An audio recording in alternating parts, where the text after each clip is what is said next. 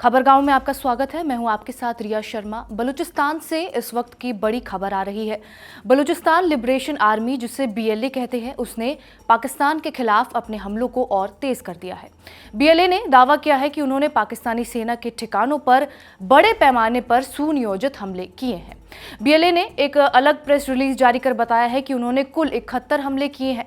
संगठन के प्रवक्ता जियान बलोच ने कहा कि इस हफ्ते जब भारत और पाकिस्तान के बीच फौजी तनाव काफी बड़ा हुआ था, उसी दौरान बलूचिस्तान लिबरेशन आर्मी ने पाकिस्तानी फौज के लिए एक और मोर्चा खोल दिया। उन्होंने बताया कि पाकिस्तानी कब्जे वाले बलूचिस्तान में 51 से ज्यादा जगहों पर ये 71 हमले किए गए हैं। ये हमले कई घंटों तक चले।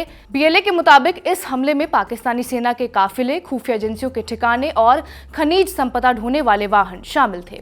बीएलए के अनुसार इन हमलों का मकसद सिर्फ दुश्मन को नुकसान पहुंचाना नहीं था, बल्कि इससे उनकी फौज की तैयारी, जमीन पर कंट्रोल और डिफेंस को परखना था, ताकि भविष्य में बड़े युद्ध के लिए उनकी तैयारी मजबूत हो सके।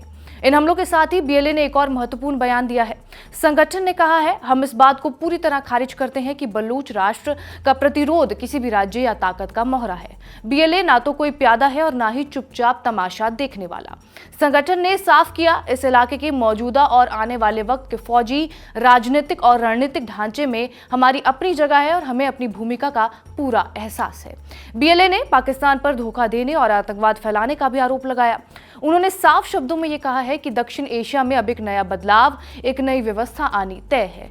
बीएलए ने दुनिया भर से मदद की गुहार लगाई है, खासकर भारत से। उन्होंने कहा कि अगर बलूच लोगों को अंतर्राष्ट्रीय स्तर पर, खासकर भारत से, राजनीतिक, कूटनीतिक और रक्षा के मामले में मदद मिले तो वो इस आतंकवादी मुल्क को खत्म कर सकते हैं। संगठन ने यह भी चेतावनी दी है कि अगर पाकिस्तान जिस रास्ते पर चल रहा है उसे नहीं रोका गया तो ये आने वाले सालों में पूरी दुनिया के लिए एक बड़ा खतरा बन सकता है। बीएलए ने कहा कि एक कट्टर फौजी हुकूमत के हाथ में परमाणु हथियार होना दुनिया की सुरक्षा के लिए एक टिक टिक करता बम है। पाकिस्तानी एस्टैब्लिशमेंट का इस मामले में क्या कहना है वो भी जान लीजिए।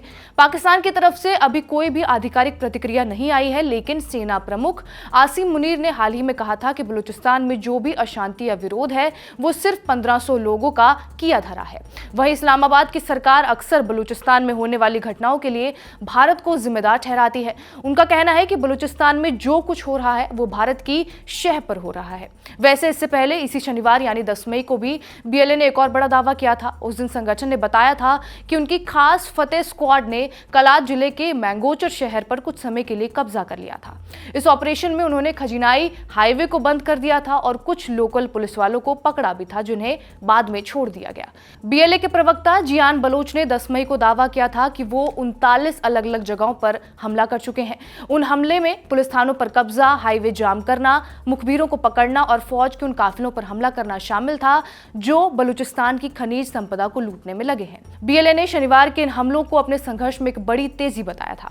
आपको यह भी बता दें कि बलूचिस्तान एक ऐसा इलाका है जो कुदरती दौलत से भरा पड़ा है, लेकिन इस्लामाबाद और रावलपिंडी ने दशकों से यहां ध्यान नहीं दिया, जिससे वहां नाराजगी और आजादी की मांग मजबूत हुई है।